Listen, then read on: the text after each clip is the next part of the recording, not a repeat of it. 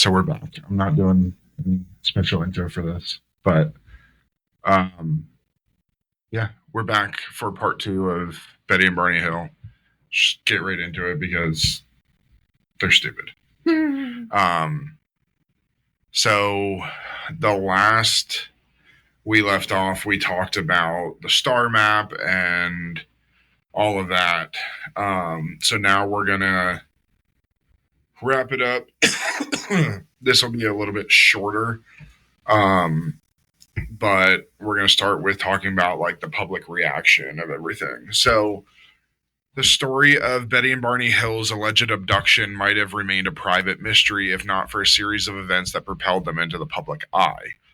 What began as a confidential report to UFO investigators escalated into a media phenomenon, shaping public perceptions of alien abductions and cementing the Hills as pioneers of modern UFO lore.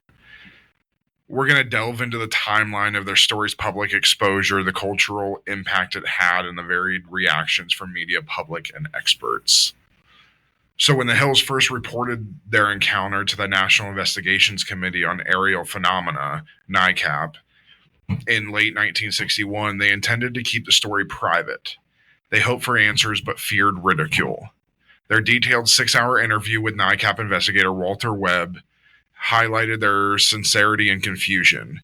Although UFO enthusiasts in the organization saw the case as a potential breakthrough, the Hills made it clear that they had no desire to attract public attention.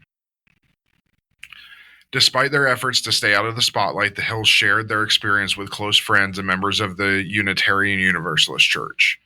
Over time, their stories began to spread quietly within the UFO research communities, piquing the interest of investigators and enthusiasts.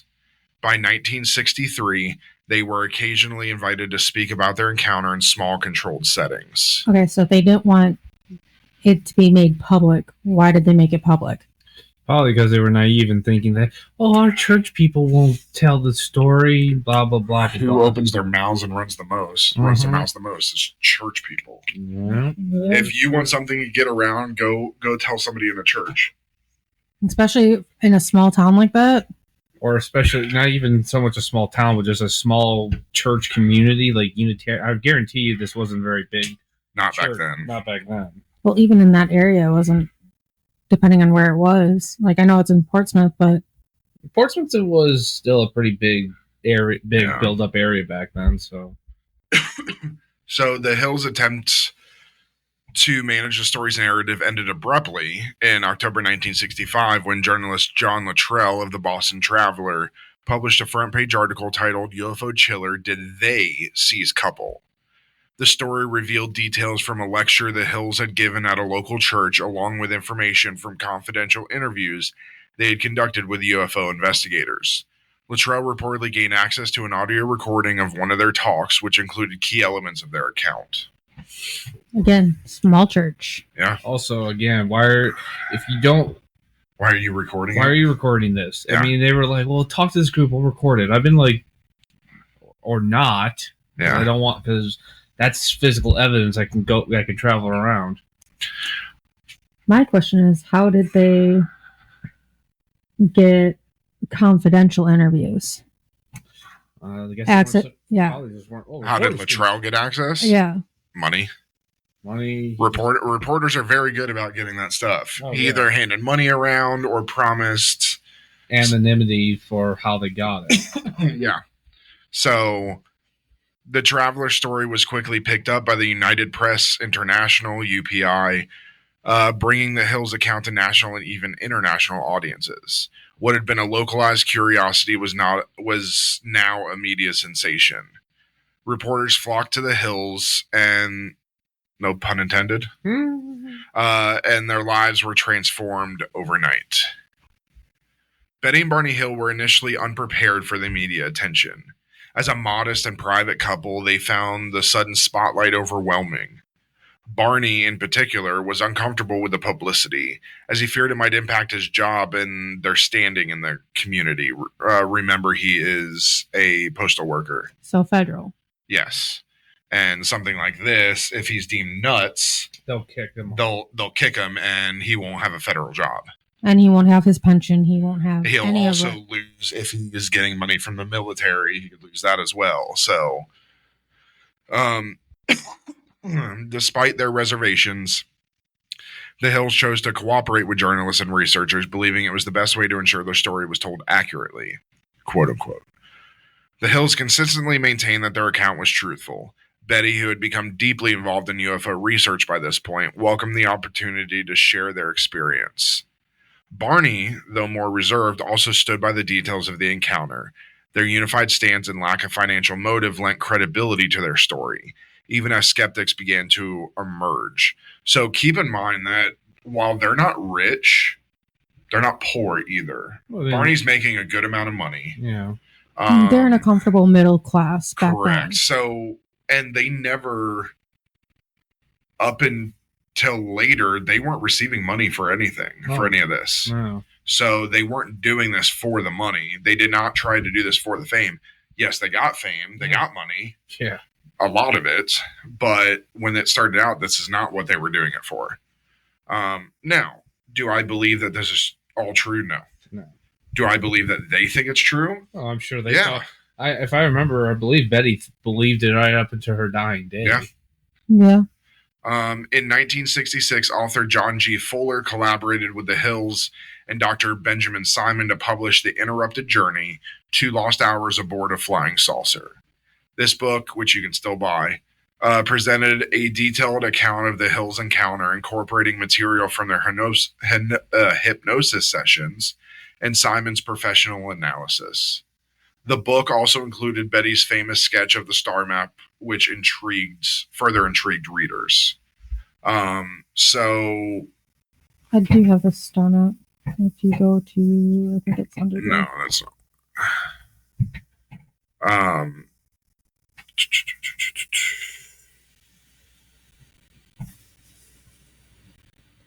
I mean, you can kind of, it's also an interesting look at how, psychoanalysts and psychiatry has actually come a long way between now and then. I mean, nowadays, nobody would ever, I don't know what hypnosis is, if it's still used, but from what I understand, it's generally a lot, not as in favor as it used to be.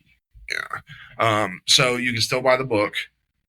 For hardcover, $25, $26. Well, it's not even free on Audible. What it's about $7 on Audible? Is it on Kindle Unlimited? $10.99, but not unlimited. But John G. Fuller wrote another book called The Ghost of Flight 401. Yes, it's an interesting one. That's probably one we'll do at some point. But there's multiple books about Betty and Barney Hill. There's also one called Captured. But yeah, you can still buy it right on Amazon. But I wouldn't, because it's all fiction.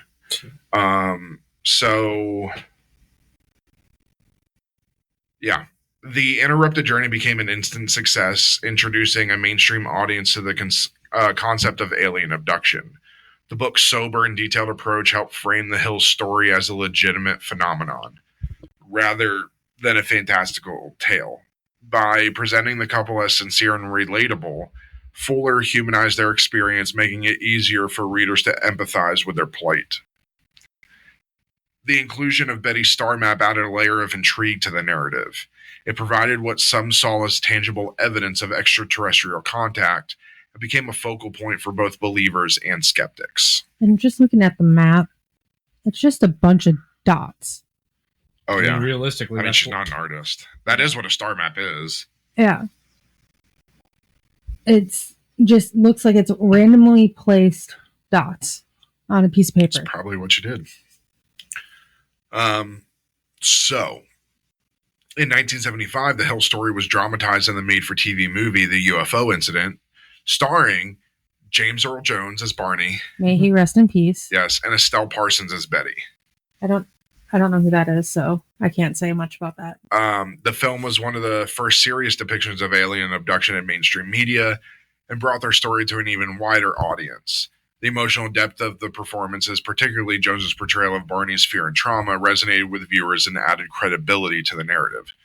Again, it's James Earl Jones. So, and this would have been like his early career, so he's really which is why it's made for TV. Yeah, and I wonder if he even remembered that he was in it. Probably, you know what? I'm sure he probably made a concerted effort to forget that he was in it. Stell Parsons is still alive. No, he's 97. James Earl Jones wasn't that much about the same age when he passed away. Let's see. She's been in quite a few things. Yeah, this actually would have been a couple years before James Earl Jones voiced Darth Vader in Star Wars. She's in Roseanne. She's Beverly Harris in Roseanne, if you've ever watched it, and she's also future Roseanne. When they fast forward to her being older. No. Oh. Wait, isn't it Stell Parsons? Isn't she the mother? Is Roseanne's mother in the show? She is Beverly Harris and Lovely Howell in it. She's also in The Connors, the newer one, as Beverly Harris. But let's see. I would only know her from Roseanne. She had big stuff in the 70s, like she was Blanche in Bonnie and Clyde. Yeah, she was. She was also in Rachel, which was a big thing. Yeah, she's the mom, wasn't she? She's the mom in Roseanne. Yeah. Okay, so So that is her. So I do know her. Yeah. Just didn't know her name. Yeah. So yeah. The Hill story became a template for future depictions of alien abductions, influencing everything from the X-Files to Close Encounters of the Third Kind. Great movie. Yes. And show. Yeah, I love the show. X-Files. Oh, X-Files, yes. I thought you said Close. I thought you were talking about Close Encounters like that. Both.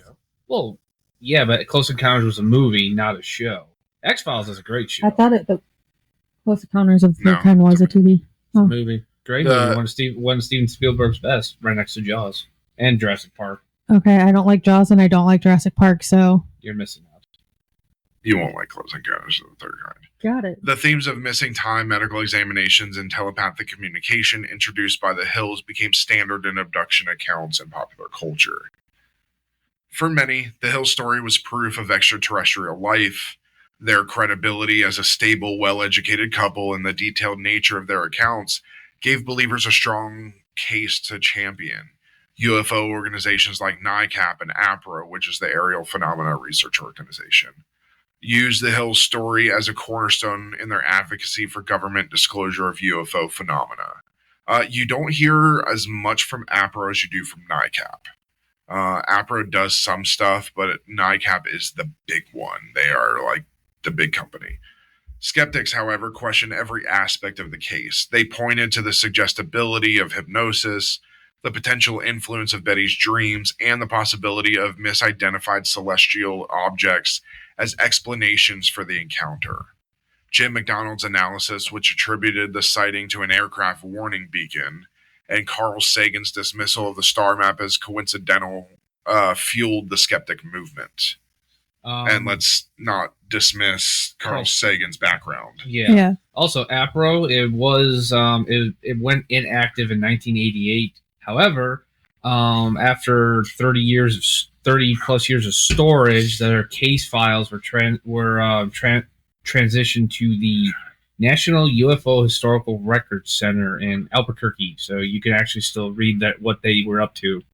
Yeah, which I believe NICAP controls that facility. But yeah, let's not dismiss Carl Sagan's background. I love Carl Sagan. Again, we own multiple of his books. The man is well-renowned and a very, very smart man. Yeah, he was instrumental in the Apollo program. He was a doctoral mentor for Neil deGrasse Tyson. And with Neil deGrasse greatest. And I guess with Dr. Tyson, I remember when Dr. Tyson, what was it? I think it was an interview.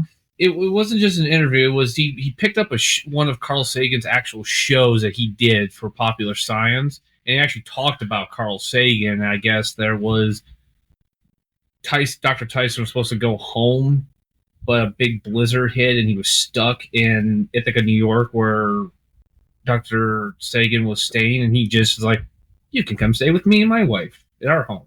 Yeah, that might have been also on his talk show, Star Talk. I'm sure he's talking. I know he's talking. Cosmos, A Space-Time Odyssey, which was a follow-up to Carl Sagan's 1980 series Cosmos: A Personal Voyage. Exactly. Yeah, he talked about it, and I was like, "Oh, that's just nice." Great show. I suggest watching it. It's like 13 parts. Yes. Really good. Talking about venturing into new worlds, tracing our roots back. I believe it is on Science Channel, right? It's everywhere. I thought it was primarily because I know Neil deGrasse Tyson, if I remember right, does a Science Channel show. Right now, you can watch it for free on Tubi, but you can buy it on Prime. Honestly, I might buy it. But yeah, it's Neil deGrasse Tyson. It was originally on National Geographic. Okay, I knew it was on one of the science ones. Was. But you could also go buy the physical, like Blu-ray or DVD. But I suggest watching it because learning anything from Neil deGrasse Tyson, one of the greatest scientists of our age. And honestly, his books are very good, and you don't have to be extremely smart to understand what he's talking about. That's why Ben can read them. Funny. Funny enough, we were talking about just before NICAP. NICAP, technically, while it does still exist, is only there as an informational depository. It's not active anymore. From what I've been seeing, a lot of these UFO groups, with the exception of SETI, I think they're all they're not active, or they got folded into something else. Well, yeah, what do they have to do now that the government admitted it all? Yeah, we did kind of UAP is still around, which is the unidentified anomalous phenomena. So AARO, AARO, which is All Domain Anomaly Resolution Office, and MUFON is still around, which is Mutual UFO Network. MUFON was the second biggest behind NICAP and is now the one that is still. AARO is new. It was established in 2022. Probably when they declassified everything. Yeah, MUFON. So MUFON has representatives in more than 43 countries and all 50 states. They claim to have 4,000 members worldwide. 4,000? Yeah. That's a lot for a UFO community. But yeah, they're the big one. That is, MUFON's the big one that's around right now. But with the government coming out admitting, yes, it's UFOs, blah blah blah, and nobody cares. What are they going to do now? Yeah, nobody cares. I remember that. Social media was kind of. That was like 4 years ago, something like that. No, like a year ago. I feel like it was longer than that. Yeah, I think it's just with everything going on, it feels. I think it was a couple years. I think it was at least.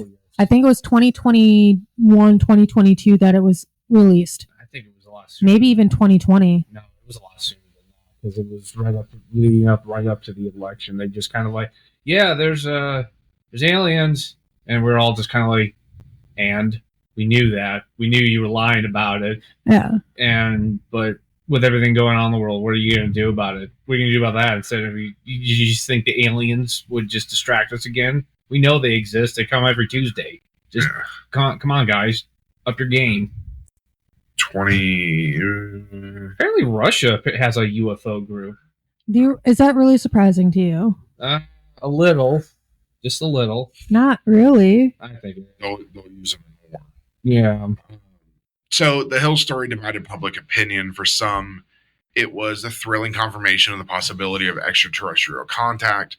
For others, it was an example of how psychological and cultural factors could create elaborate but ultimately false narratives. Now, the Hill's account introduced many elements that would become staples of alien abduction stories, such as missing time, telepathic communication, medical examinations aboard spacecraft, small humanoid beings with large eyes, later dubbed Greys. Their story influenced countless abduction accounts in the decades that followed, creating a framework for how such encounters were described and understood. After Barney's death in 1969, Betty became a prominent figure in the UFO research. She gave lectures, wrote books, and remained a vocal advocate for the reality of alien contact. While some in the UFO community revered her, Others question her increasingly sensational claims, such as seeing fleets of UFOs and taking hundreds of blurry photos. The public reaction to the Hill story marked a turning point in how UFO encounters were perceived. Their experience brought the concept of alien abduction into mainstream consciousness, moving it from the realm of fringe conspiracy theories to a topic of cultural and scientific interest. Whether viewed as credible witnesses or as participants in a psychological phenomenon, Betty and Barney Hill left an indelible mark on the UFO history, forever changing the way we think about life beyond Earth. And it was in 2021 that the government admitted. Why do I feel like it was only a couple years ago? Because it was a couple of years ago. It was 4 years ago. It's 2025, people. Like I said, 4 years ago. Yeah, so it started in the late 2010s, and then it fully came out in 2021. Again, unless you're, wouldn't even surprise me if they lied about that, just as this some stupid half-assed attempt to distract us from whatever was going on at the time. Because at that point, it's like, okay, if they're real, where's the evidence? Well, we just told you. Pictures Take me to Area 51. It's like pictures that didn't happen. Yeah. Let me into Area 51. Wow. Betty and Barney Hill's account of alien abduction became a cornerstone of UFO lore, it also sparked significant skepticism and alternative interpretations. Critics, researchers, and psychologists sought to explain the Hills' experience through natural, psychological, and cultural lenses, challenging the validity of their claims. This section that we're going to talk about delves into the most prominent skeptical perspectives, from scientific explanations to cultural influences and psychological phenomena. So, one of the most frequently cited explanations for the Hills' experience is the psychological stress they were under at the time. As an interracial couple in the 1960s America, Betty and Barney faced societal pressures and prejudice. Researchers have suggested that the stress may have contributed to heightened anxiety, which could have manifested as vivid dreams, hallucinations, or even shared delusions. Barney, in particular, exhibited signs of stress before and after the encounter. His grueling daily commute of 60 miles and involvement in the civil rights movement added to his mental and physical strain. His subsequent development of ulcers and hypertension further supported the idea that he was grappling with significant internal pressures. I mean, I can definitely see all those things I guess what I'm trying to say is this is correct, but it doesn't mean it's the explanation for this. I mean, most times people just turn to whiskey, or they have a heart attack or a stroke. I don't know the full medical thing. I've never studied medicine, but I find it very hard to believe that a man who's under this kind of pressure from these factors, again, alcoholism, a heart attack, drugs, can believe that 100%. I saw aliens and I lost track of time and they did things to me. It's like, stress made you see that? That's kind of weird. Seems a little out of the... At high stress, people can become delusional. Another plausible explanation involves sleep-related phenomena such as sleep paralysis or hypnagogic, which is between sleep and wakefulness hallucinations. These conditions can cause vivid, often frightening sensations of paralysis, bright lights, in the presence of other beings. Researchers have argued that such experiences, combined with the Hills' disorientation during their nighttime drive, could explain the bizarre details of their account. It could have been if they had stopped somewhere to sleep, I could believe this. But they were very adamant that they were driving along the road. It didn't crash, so it's not like they fell asleep at the wheel. I've fallen asleep at the wheel without crashing. And woken up a few miles later. I don't know. Just seems a little... I've done it. I'm not saying it's not... I do it every morning. But have you ever seen aliens? Well, no, because I'm not a psycho. Like they are.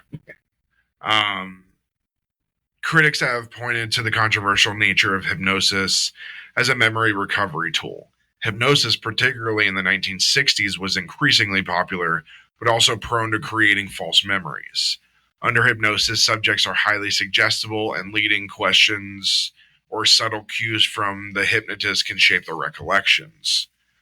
In the Hills case, skeptics have suggested that Dr. Benjamin Simon, despite his professionalism, may have inadvertently influenced their narratives. Betty's vivid dreams about the abduction, which occurred shortly after the encounter, could have provided a framework that both she and Barney internalized under hypnosis. See, now this I can believe is a much more I believe this is part of what I think happened to them. But it can't be the full thing, because they claimed stuff happened before they were ever hypnotized. Which is why I said this is only part of it. I don't think this is the whole thing. You're right, no, because they were telling people before Dr. Simon they saw something, which is, I think, what we will be getting into here. So some skeptics argue that the Hills' descriptions of the beings and their experience were influenced by popular culture, particularly science fiction. For example, the beings Barney described with large wraparound eyes bear a resemblance to the alien from The Bolero Shield, an episode of The Outer Limits that aired just weeks before Barney's first hypnosis session. Critics like Martin Kaltenmeyer have pointed out these similarities, suggesting that media exposure shaped their recollections. Similarly, other elements of the Hills account, such as the spacecraft's design and the medical examinations, have parallels in earlier sci-fi films and literature. This raises the possibility that the Hills subconsciously absorbed these ideas and incorporated them into their narrative. And that's what I believe. I mean, you're right. I mean, it's one of those things. I guess it'd be interesting if Barney had this happened before any of this had happened and described this. I would say, okay, wait a minute. Nobody ever was making drawings or pop culture references to aliens looking like this before he had this. So that might, but no, you're right. I think he probably watched The Outer Limits, and that's what he saw. Betty Hill's interest in UFOs before the encounter also raises questions about the influence of existing beliefs. Her sister had previously reported seeing a flying saucer, and Betty herself had read extensively about UFOs after the encounter. Skeptics suggest that her curiosity about extraterrestrial life may have predisposed her to interpret ambiguous events as evidence of an alien abduction. One of the earliest skeptical explanations came from the Air Force's investigation, which suggested that the Hills might have mistaken the planet Jupiter for a UFO. While this explanation seems overly simplistic, it underscores the potential for misidentification of celestial objects, especially during nighttime drives when fatigue and stress can affect perception. Okay. I've never seen what Jupiter looks like. I mean, we would have to kind of look at the alignment of the planets and everything on that exact nights. Yeah. See how close Jupiter was, because I've seen Jupiter. I've seen what Saturn looks like. All of that stuff. Uranus? Yes. I had to. Sorry. But yeah, so you'd really have to look to see what the alignment of the planets was at this time for that to be the case. Could also be that the Air Force was just covering something up. It could have been. Because that's what they do. Yeah. Yep. Trust me. Jim McDonald, a researcher familiar with the area, proposed that the Hills had likely mistaken an aircraft warning beacon on Cannon Mountain for a UFO. McDonald's analysis reconstructed the Hills' route and pointed out that from certain vantage points, the beacon's red flashing light could appear to hover or move erratically due to the car's motion and the shifting landscape. I think this is the most common. Yeah. This is the most likely. Because they don't really advertise these massive towers. Now, in this case, now it's cell towers, but again, aircraft warning beacons back then, they didn't advertise where they were. It's dark, you're tired, you're driving, what's that? I don't know what that is. But I guarantee you, if it had been in the daytime, he would have been like, it's just a tower. Especially with so many air stations around them, and they had numerous Air Force stations, airports, all of that. And again, they're in the middle of the woods of New Hampshire. You're not really expecting to see these things like that in the air and the sky. Skeptics also highlight the role of optical illusions and perceptual errors in UFO sightings. The human brain is wired to seek patterns and meaning, often leading to misinterpretations of light sources or shadows. The Hills' perception of a craft following them could have been a result of their car's movement in relation to stationary, slowly moving objects in the sky. Now, one of the most puzzling pieces of evidence in the Hills case was the shiny circles on their car's trunk, which caused compasses to spin erratically. Skeptics have questioned whether this was truly anomalous or simply a natural property of the car's material reacting to environmental conditions. No definitive scientific tests were conducted to rule out mundane explanations, leaving the phenomenon open to interpretation.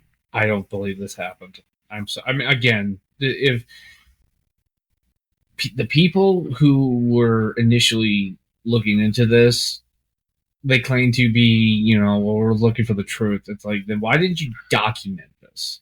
Yeah. Other than your word that this happened, we have no evidence it happened. You didn't photograph it. You didn't record it. Now, obviously, they could record it. It's the 1960s. They have cameras, but it's not like not like today where you can use your cell phone. Yeah. But again, there doesn't, from what I've seen, other than just, oh, yeah, we put a compass next to these weird spots on the car and it went haywire. That's an alien thing. It's like, okay, says you. Could be a million things. Yeah. Where's the car now? Oh, I traded it in. The pink powder on Betty's torn dress also has been a point of contention. While some labs found unusual chemical changes, no clear link to extraterrestrial activity was established.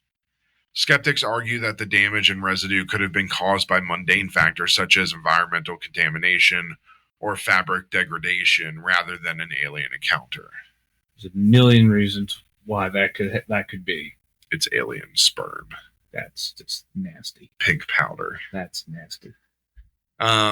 So psychologists have explored the possibility that the Hills experienced a shared delusion, phenomenon in which two people reinforce each other's beliefs and perceptions. In this scenario, Betty's dreams could have served as the foundation for a shared narrative that Barney later adopted, particularly under hypnosis. Mm-hmm. Barney's descriptions of the being's eyes as pressing into his brain and his feelings of helplessness during the encounter have been interpreted by some as manifestations of psychological trauma. His experiences in World War II and the daily stress of racial prejudice may have contributed to these feelings, which were later expressed in the context of the abduction narrative. Again, PTS. Yeah. Could have very well have been. Again, we don't know what he did in World War II. Yeah. We don't know if he even saw anything. Yeah. For all we know, he could have been admin and sat there and signed some papers. Yeah. Paid people. We don't know. But because those people didn't see shit. So modern psychology recognizes that memory is not a perfect recording of events, but rather a dynamic and reconstructive process. In the Hills case, their fragmented and incomplete recollections may have been filled in subconsciously with elements drawn from their dreams, conversations, and cultural exposure. The nearly 3-year gap between the encounter and the hypnosis sessions raises further questions about the reliability of their memories. During this time, the Hills were exposed to a growing body of UFO literature and media coverage, which could have shaped their perceptions and influenced the details they recalled under hypnosis. So this is a big thing. So when we conduct interviews as law enforcement, we actually conduct them 3 times. Mm-hmm. You do an immediate one right after the incident. Then you wait an hour or 2 and conduct a second interview. And then your third interview is done 24 hours later. The reason being is your first one, you're going to remember certain initial things, but you're not going to remember everything because there's a bit of shock still in there, depending on what happened. Let your mind process everything. That's what that hour or 2 is for. Then after that hour or 2, that shock wears off. You're now remembering some other stuff. And then we can go from there. And then the 24 hours is allowing all of that to convert to long-term memory. So, but 3 years between the encounter and hypnosis is a long time. I mean, at that point, you're starting to forget things. Yeah. So, prominent skeptics like Carl Sagan and Robert Schaefer have argued that the Hills story reflects broader societal anxieties rather than extraterrestrial contact. The 1960s were marked by Cold War tensions, rapid technological advancements, and civil rights struggles, all factors that may have influenced the psychological and cultural landscape in which the Hill story emerged. Let's just say this. Barney Hill did this so he didn't have to join the Cold War. He made all this up so he didn't have to. He was like, I'm done. I did World War II. I'm not doing the Cold War. I mean, at this point, if I remember, at this point, he's past the age of any conscription. At this point, I believe he's in his 40s. Yeah. So I really just don't. I've seen everything. I just don't. Everyone always keeps going back to like, oh, the sign of the times are stressing these people out. I'm like, I mean, obviously, yeah, racial prejudice is going to stress these people out, but by this point, I would have figured they have learned to deal with it. Because if I remember correctly, they've been married for quite some time before this like 20 years. Exactly. So, I mean, at this point, if they haven't figured out some kind of a coping mechanism, you haven't. What are you doing? But that's what alcohol's for. Exactly. So or cocaine. Yeah. Let's not turn to drugs and alcohol to solve problems. Solve my problems. I mean, no, drugs are bad, everybody. They're horrible. For you, yes. Yeah. United States Army. Yeah. Buzzkills. Don't be surprised if you have to go for next weekend. He gets popped. That would be hilarious. That would not be hilarious. It would be charged with a crime. Not pot. No, yeah. Next weekend, they're like, "Hey, we need you to do a drug test." This episode hasn't even aired yet. This episode's not going to air next week. Oh, I've got my own story. I know the military monitors everything their people are doing. I got my own personal story about that, but we won't get into it now. So, some researchers have explored the symbolic aspects of the Hill story, viewing it as a reflection of their fears and hopes. For instance, the beings described by the Hills with their mix of black and white skin tones have been interpreted as a metaphor for the couple's own interracial relationship and the societal tensions they faced. My biggest thing is the reflections of their fears and hopes. Were they hoping to be unclothed by aliens? Yeah. Go down to Florida. You can do that. Yeah. They're illegal aliens, but I think some people are really digging deep for this. It's like, guys, this is not that complicated of how this happened. Yeah. While skeptics have raised compelling points about the natural, psychological, and cultural influences on the Hill story, they've not definitively disproved it. Instead, their critiques highlight the complexity of the case and the difficulty in separating subjective experiences from objective reality. Whether the Hills account was the result of extraterrestrial contact, psychological phenomena, or cultural influences, it remains one of the most fascinating and debated UFO cases in history.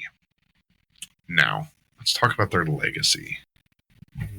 Or lack thereof. The story of Betty and Barney Hill is more than just a tale of UFOs and alien abduction. It's a cultural touchstone that has left an indelible mark on our understanding of belief, memory, and the possibility of extraterrestrial life. Over 60 years later, their account continues to fascinate, divide, and inspire, raising profound questions about the nature of human perception and our place in the universe. We're going to explore the Hills' enduring legacy and reflect on why their story remains so compelling. Now, the Hills account was the first widely publicized story of an alien abduction and introduced many elements that, like we said, would become staples of the genre, such as missing time, medical examinations aboard spacecraft or probing, telepathic communications, and greys, these small humanoid beings with large eyes. These became the defining features of abduction narratives in popular culture. So, before the Hill story, depictions of aliens varied widely, often resembling humans or monstrous creatures. Their description of beings with large heads, small bodies, and wraparound eyes became the archetype for extraterrestrial beings in modern UFO culture. This image has since appeared in countless films, TV shows, books, and other media. I always think, when I think of aliens, I always think of Marvin the Martian. Oh, dear. All right, when I think of aliens, I just go immediately to the X-Files. I think of Marvin the Martian. That's what I grew up with. The Hill story became a cultural phenomenon, inspiring books, documentaries, and dramatizations, such as, again, the 1975 film UFO Incident, starring James Earl Jones and Estelle Parsons. It was one of the first serious cinematic depictions of alien abductions, paving the way for integration of UFO narratives into mainstream media. Elements of the Hill story influenced major science fiction works, like we said, from Close Encounters of the Third Kind to The X-Files. The blending of suspense, mystery, and the unknown resonated with audiences and expanded the boundaries of what science fiction could explore. The Hill story also found its way into music and literature, inspiring works such as Angel Day Augustine's track The Ballad of Betty and Barney Hill. Suggest not listening to that. And the 2023 graphic novel series Blue Book by James Tynion IV. These adaptations highlight the enduring fascination with their narrative across generations. Following Barney's death in 1969, Betty became a prominent figure in the UFO research community. She gave lectures, participated in interviews, and maintained her belief in extraterrestrial contact until her death in 2004. She's been dead for 21 years now. While her initial recounting of the abduction was measured and detailed, her later claims became increasingly sensational, including repeated sightings of UFOs and alleged photographic evidence, which, if you look at them, they're just blurry fucking photos. Looks like she ran her thumb across the screen. They're horrible. Betty's evolving claims divided the UFO community. Some viewed her as a dedicated researcher and a symbol of perseverance, while others saw her later statements as undermining the credibility of their original account. Despite this, her commitment to the subject ensured that the Hill story remained in the public consciousness. The Hill's case had been studied extensively by psychologists and researchers as a case study in memory, belief, and trauma. Their experience provided insights into phenomena such as false memories, how the mind can construct detailed but inaccurate recollections, particularly under hypnosis. Shared delusions, how two people can reinforce each other's beliefs to create a cohesive narrative. And post-traumatic stress.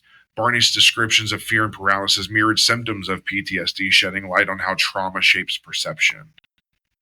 The case also fueled debates about the reliability of hypnosis for uncovering repressed memories. The Hill's experience highlighted how suggestibility and external influences can shape hypnotic recall, sparking further research into the limitations and ethical considerations of the practice. The Hill's account underscores the tension between objective evidence and subjective experience.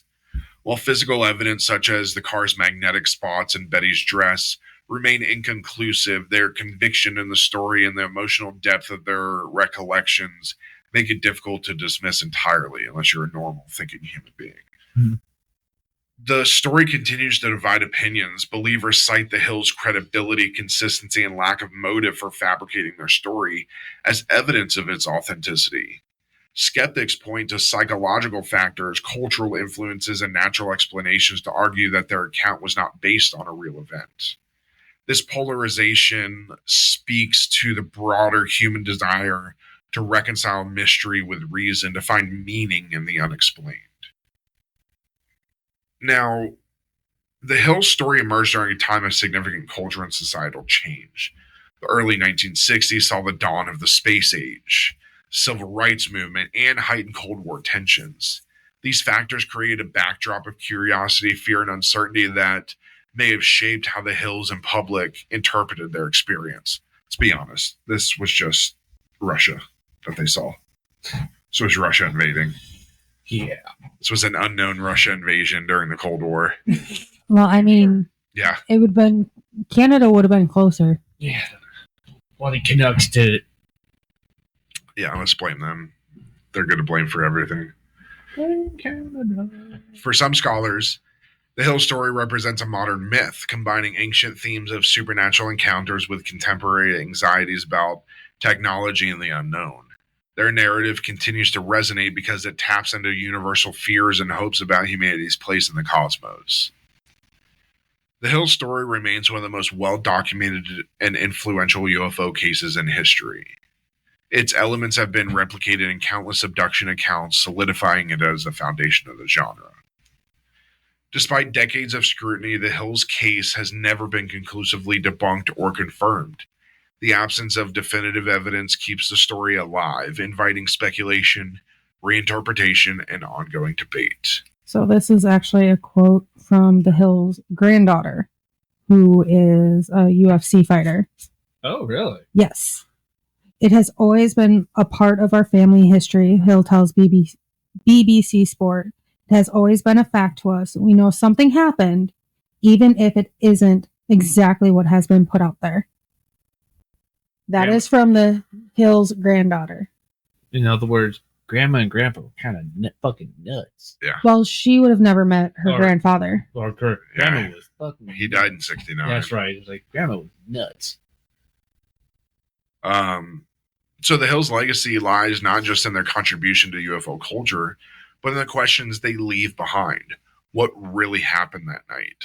How do we reconcile subjective experiences with objective reality? And if we are not alone in the universe, what does that mean for humanity? The story of Betty and Barney Hill is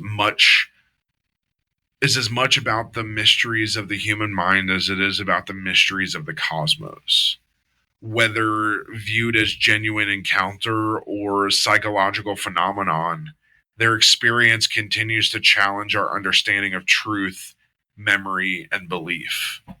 Their legacy endures, reminding us that the search for answers, both within ourselves and beyond the stars, is as infinite as the universe itself. Yeah. So, what do we all think?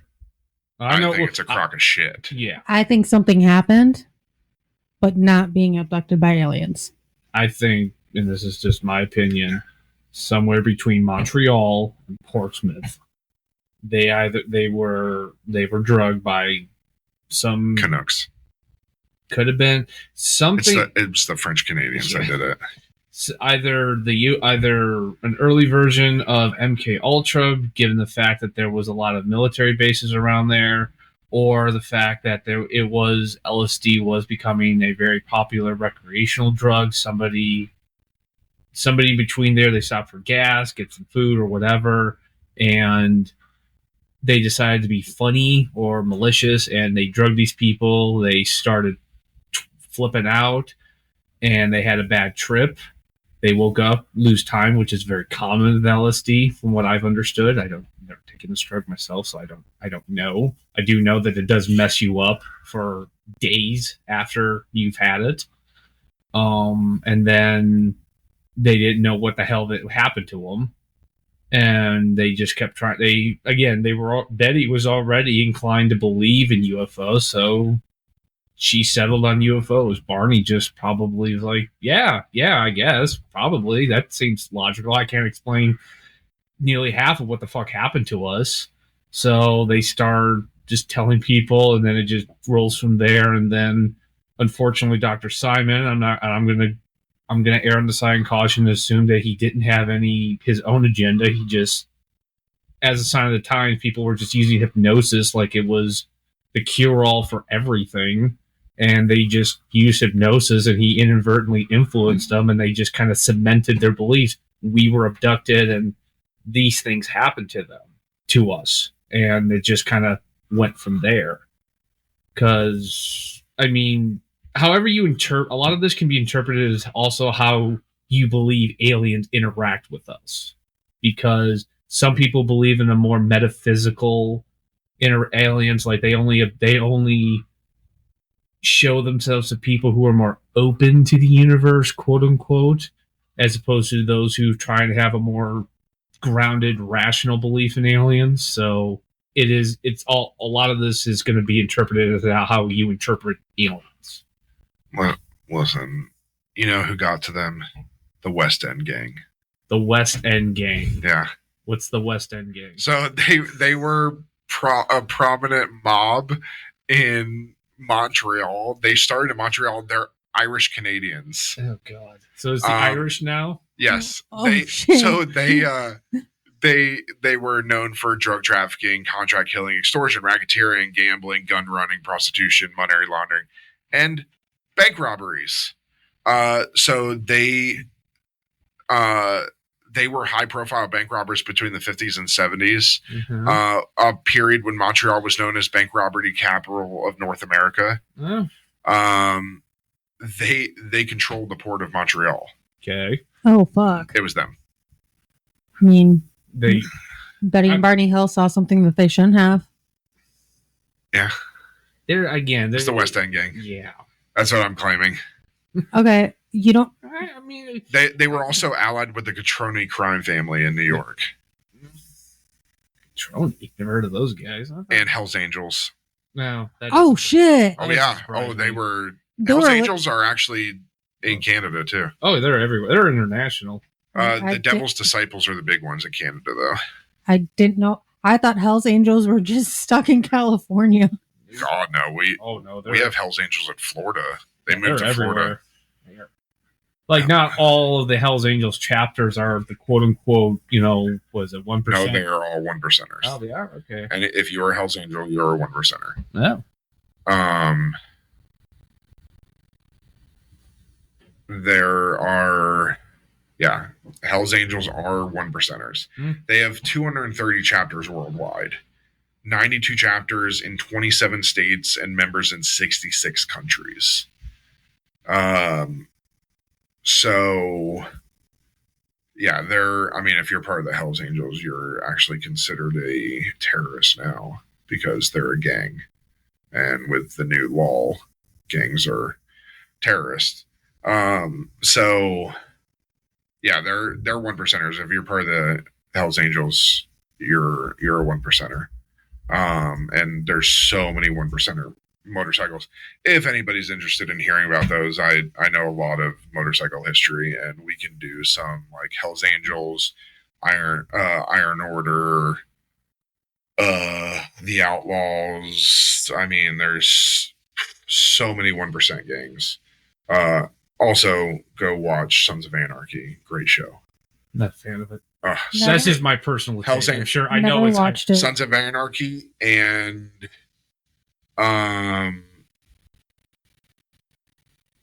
the Mayans, which is the follow to which the Mayans has Robert Patrick. yes, he's in it Yeah. as one of the gang leaders Yeah. because he is a biker. He is one of the chapter presidents of the Booze Riders or something like that, and owns a Harley store No. in California. Fun He's fact. actually there. Harley was started in Milwaukee, Wisconsin. I believe that. Fun fact, my grandfather designed their dyno system that they do all their bikes on, Nice. that they still use. My grandfather designed that when he worked for Harley. Yeah, I'm pretty sure it started in Milwaukee, Wisconsin. Or one of the first garages was there.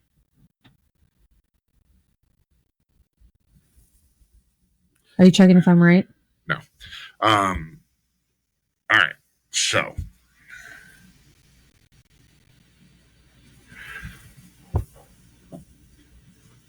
what if your home, your safe haven, became a place of unimaginable terror?